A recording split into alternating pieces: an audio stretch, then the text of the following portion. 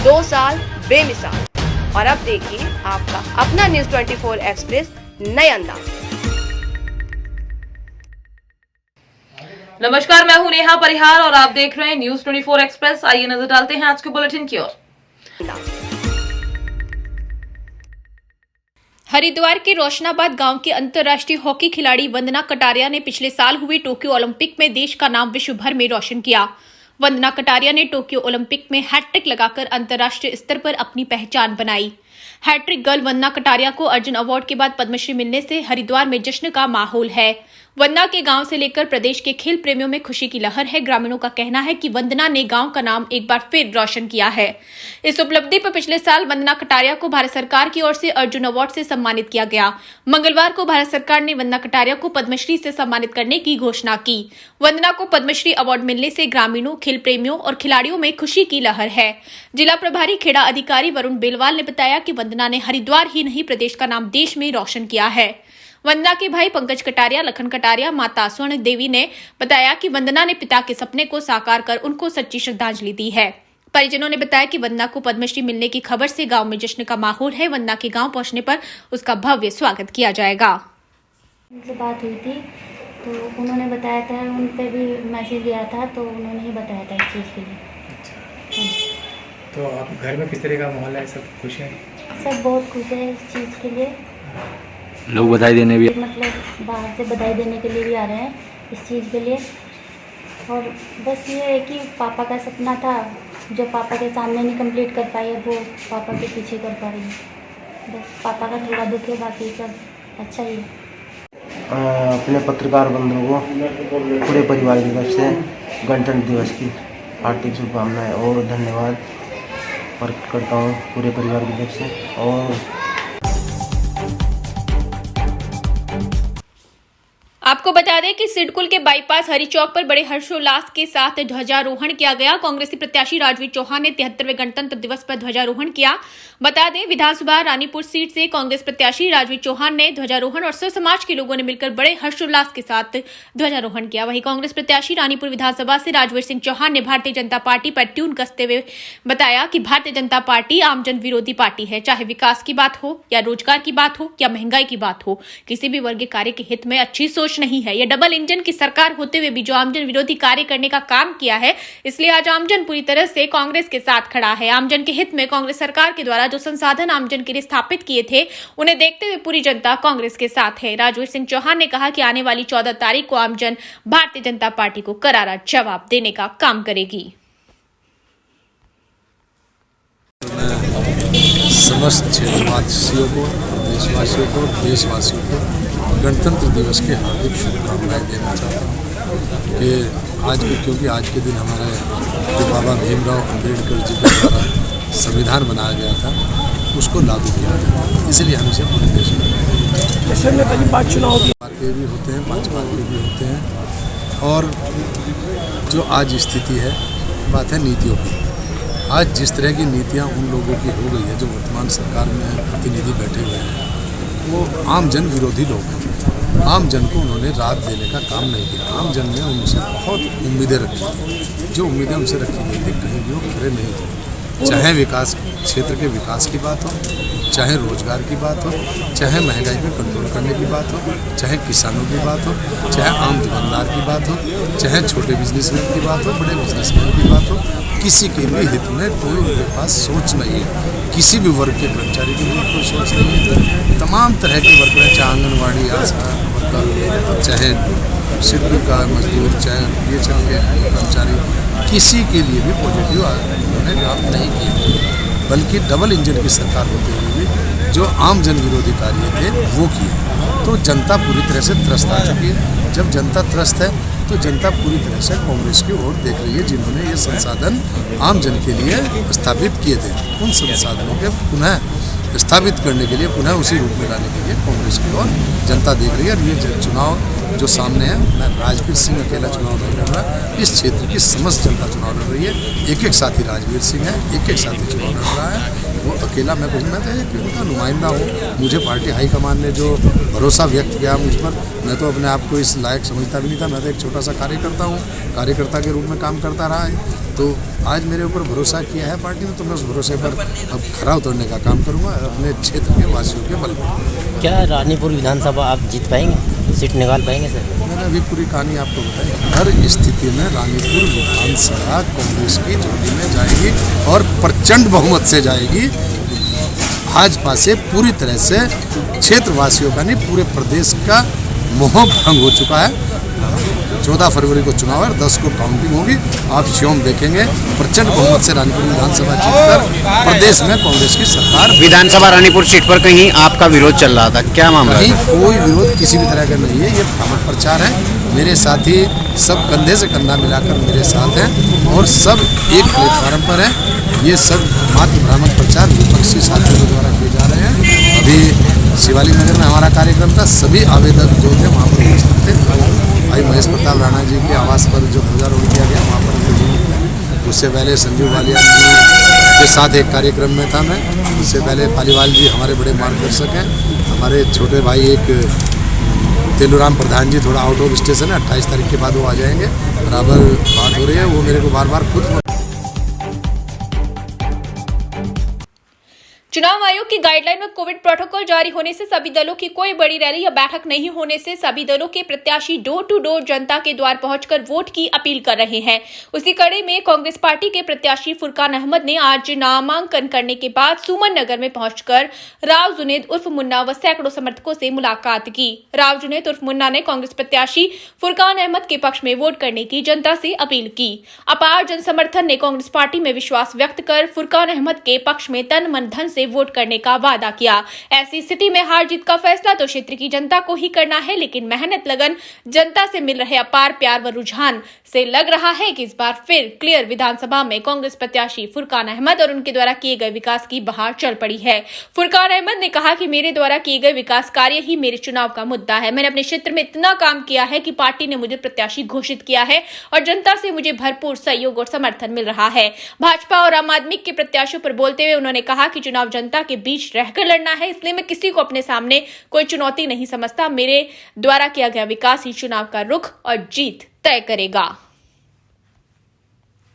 जनता से गुजारिश है कि मैक्सिमम करके वो पोलिंग करें और कांग्रेस पार्टी को हरिद्वार की 11 सीटों पे 11 उम्मीदवार हैं और सबको जिताने का काम करें। इनके पक्ष में कलियर पिरान की जनता इनसे बहुत ज़्यादा खुश है। इन्होंने जो कलियर विधानसभा में जो डेवलपमेंट किया है उससे उत्साहित होकर कांग्रेस पार्टी ने इस बार इनको फिर आगे बढ़ने का मौका दिया है और इंशाल्लाह इससे भी बढ़ के ज़्यादा ये इस काम को आगे ले जाएंगे। इस बार जो 10 साल पिरान क्लियर की जनता ने मुझे जिताकर भेजा, जो मैंने बहुत बड़े बड़े काम किए, जैसे इंटर कॉलेज हो, डिग्री कॉलेज हो, पिरान क्लियर का पुल हो, जो मेडिकल कॉलेज जो हमने स्वीकृत कराया था वो आज धरातल पर बीजेपी ने नहीं शुरू किया, या मंदिर मस्जिद में काम हो, रविदास मंदिर में हो, कब्रिस्तान की बाउंड्रियाँ हो, और जी सड़कों का जाल बिछाना हो, बाईपास हो। जिस तरह हमने जनता ने मेरे पर विश्वास किया था, मैंने 2 बार जनता की सेवा की, इसलिए अब तीसरी बार हाईकमान ने मुझ पर भरोसा किया। मैं हाईकमान का बहुत बहुत धन्यवाद करता हूँ कि तीसरी बार मुझे टिकट दिया, जिसका आज हम नॉमिनेशन करके आए हैं। सब अपने हमारे सभी साथी जिम्मेदार साथी हमारे साथ थे। तो इस बार इंशाल्लाह और काफ़ी जीत होगी, क्योंकि बीजेपी से जनता परेशान हो चुकी है। जो बीजेपी ने वादे किए थे वो सब झूठ निकले, चाहे महंगाई का मामला हो, चाहे युवाओं को रोजगार की देने की बात हो, चाहे किसानों की आय दुगने की बात हो। आज बीजेपी फेल हो चुकी है, इसलिए पूरे प्रदेश की जनता ने मन बना चुका है कि आने वाली जब 14 तारीख को वोट पड़ेंगे सिर्फ कांग्रेस को ही वोट डालेंगे और यहाँ पर कांग्रेस की सरकार बनेगी। जो आम आदमी पार्टी है आपके सामने, आम आदमी पार्टी और भाजपा, इन दोनों कैंडिडेट को अपनी सीट पर कितनी बड़ी चुनौती मान रहे हैं? हमारी किसी चुनौती नहीं है, क्योंकि जिस तरह हमने जहाँ जनता के बीच में रहकर वहाँ पर विकास किया हुआ, जनता के बीच में रहे। और ये कोई माने सारे जो कैंडिडेट है सब बाहरी कैंडिडेट है, हमारा किसी से कोई मुकाबला नहीं। इंशाल्लाह हमारी तरफा जीत होगी।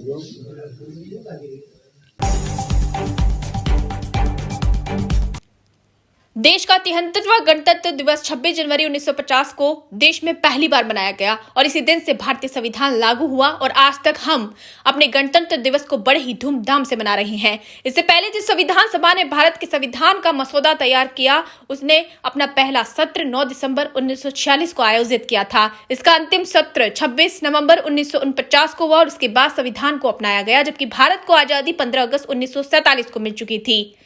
महाविद्यालय हसोद गणतंत्र दिवस के अवसर पर शाल से तिरंगा लहराया गया। महाविद्यालय में उपस्थित प्राचार्य रामेश्वर उपाध्याय, तोमन सिंह मैत्री, अजय बघेल, जिनत पैंकरा, असीम बाजपेयी, डॉक्टर सरिता पांडे, महाविद्यालय के समस्त कर्मचारीगण एवं वरिष्ठ छात्र एवं महाविद्यालय के छात्र छात्राओं ने तिरंगे को सलामी दी। वक्त हो चला है एक छोटे से ब्रेक का, फिर मुलाकात होगी ब्रेक के बाद।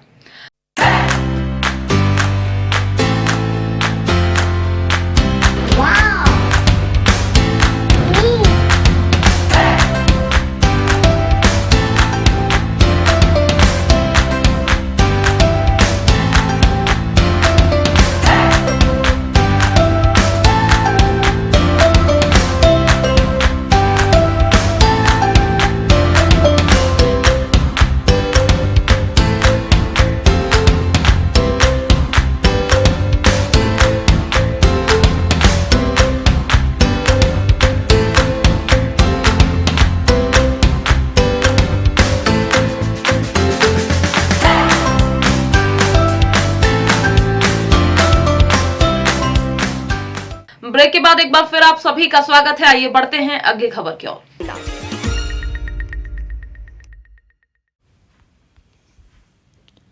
आजादी के 75 वर्ष पूरे होने पर देश में आजादी का अमृत महोत्सव बनाया जा रहा है। उसी उपलक्ष्य में 73वें गणतंत्र दिवस पर संत श्री आशाराम जी बापूजी प्रेरित युवा सेवा संघ जिला झाबुआ के युवाओं द्वारा कोविड-19 की गाइडलाइन का पालन करते हुए देशभक्ति तिरंगा वाहन यात्रा निकाली गई, जिसमें जिले भर के विभिन्न क्षेत्रों से लगभग 300 अधिक युवा और बहनें सम्मिलित हुई। देशभक्ति तिरंगा वाहन यात्रा का शुभारंभ मेघनगर नाका से पूज्य संत श्री आशाराम जी बापूजी की आरती कर स्वर्गीय श्री दिलीप सिंह भूरिया की प्रतिमा पर माल्यार्पण किया जाकर राष्ट्रीय गान के साथ की गई।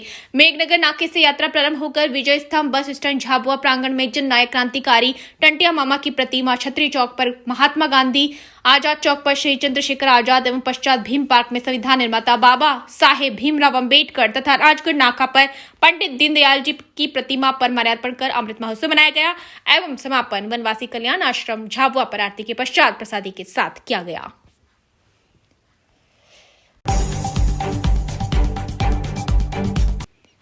विधायक के गृहग्राम में बड़े ही हर्षोल्लास के साथ उनका जन्मदिवस धूमधाम से मनाया गया। चिंतामणि महाराज का जन्मदिन खुशी के रूप में सभी कांग्रेस परिवार, गणमान्य जनप्रतिनिधियों और गांवों के लोगों ने मिलकर जन्मदिन मनाया। इस अवसर पर सभी उपस्थित लोगों के द्वारा विधायक को जन्मदिन की बधाई, शुभकामनाओं के साथ दीर्घायु होने का आशीर्वाद देते हुए सुखमय जीवन व्यतीत करने की ईश्वर से कामना की गई। जन्मदिन के अवसर पर विधायक चिंतामणि महाराज जी द्वारा सभी को दिल से धन्यवाद ज्ञापित किया गया और बताया गया कि आप सभी लोगों का यह स्नेह प्यार मैं कभी भूल नहीं पाऊंगा। आप सभी का आशीर्वाद ऐसा ही बने रहे। आप सभी को पुनः फिर से बहुत बहुत धन्यवाद। जन्मदिन के अवसर पर विधायक जी के निवास में कांग्रेस परिवार सहित और सभी विभाग के कर्मचारी, अधिकारीगण व सभी ग्राम के सरपंच, सचिवगण, काफी संख्या में गणमान्य जनप्रतिनिधिगण व गांववासी उपस्थित होकर धूमधाम से हर्षोल्लास के साथ विधायक के जन्मदिन को मनाया। जसपुर में ध्वजारोहण के लिए गया था, वहाँ से आने के बाद राजपुर गया, राजपुर से यहाँ आया हूँ तो इस क्षेत्र के लोग भी यहाँ मेरा जन्मदिन मनाने के लिए हमारे इस सुख की घड़ी में शामिल होने के लिए सभी लोग आए। मैं क्षेत्र के लोगों का इस प्रेम के लिए सभी को मैं बहुत बहुत धन्यवाद देता हूँ। आप लोग जो मीडिया के साथी यहाँ पर आए हैं, मैं आप लोग को भी बहुत बहुत धन्यवाद देता हूँ।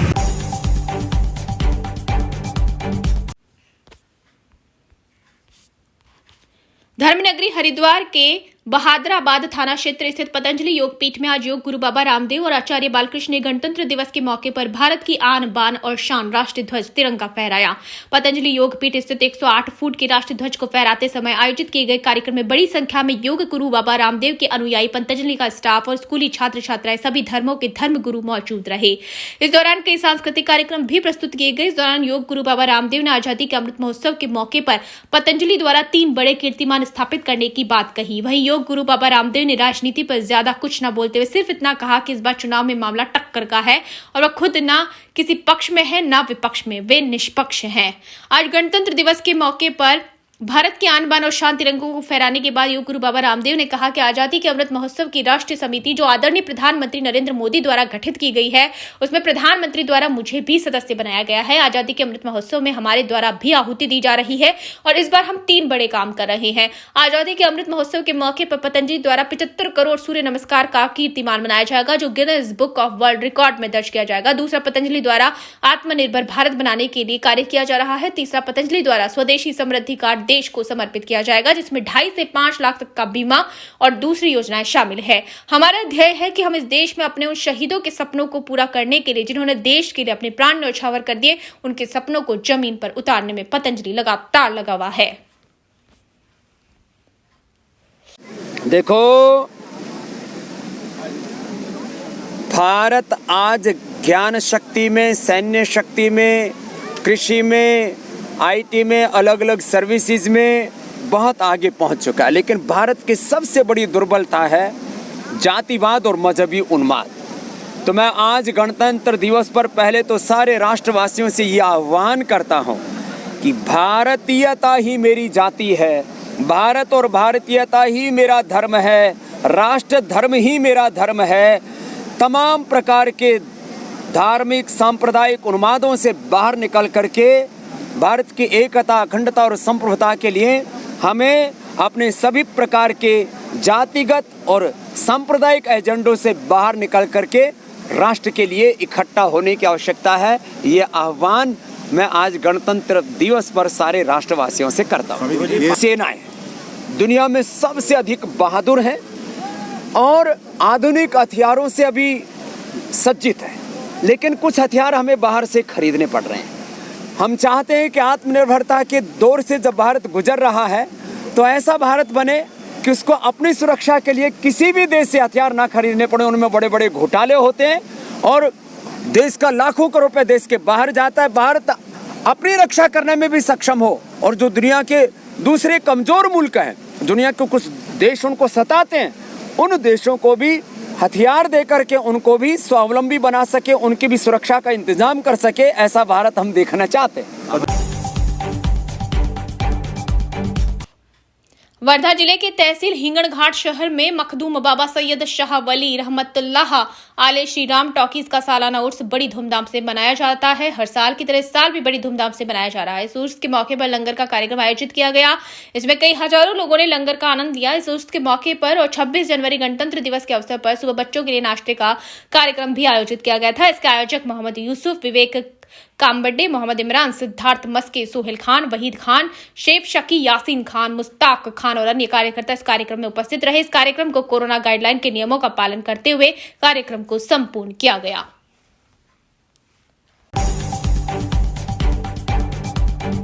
शामपुर तहसील के अंतर्गत आने वाली ग्राम भोज माध्यमिक शाला स्कूल, तिनसाई प्राथमिक शाला स्कूल शिक्षकों के गैर जिम्मेदाराना रवैया के कारण छात्रों ने ही समय पर पहुंचकर तिरंगा उतारा।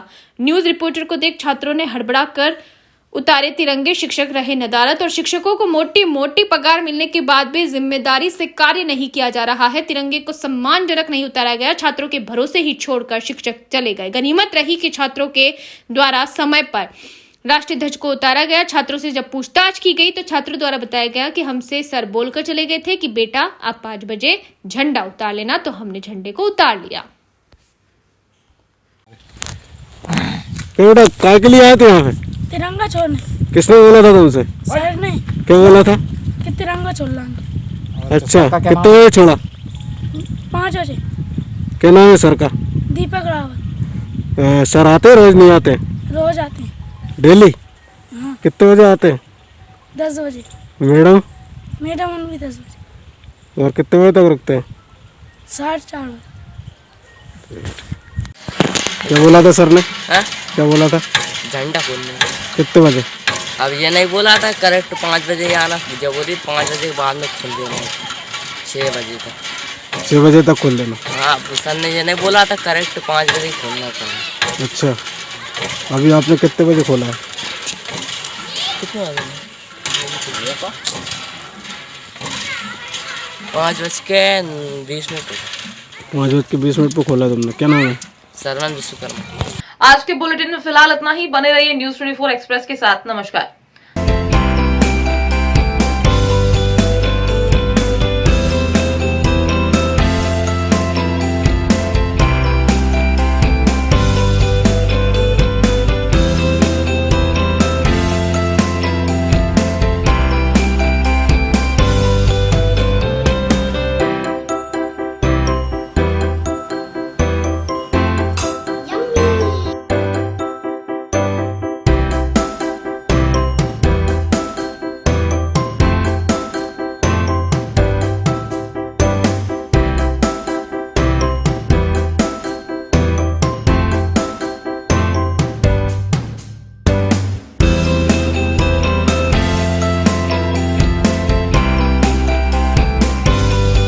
एक्सप्रेस के 2 साल बेमिसाल। और अब देखिए आपका अपना न्यूज़ 24 एक्सप्रेस नए अंदाज में।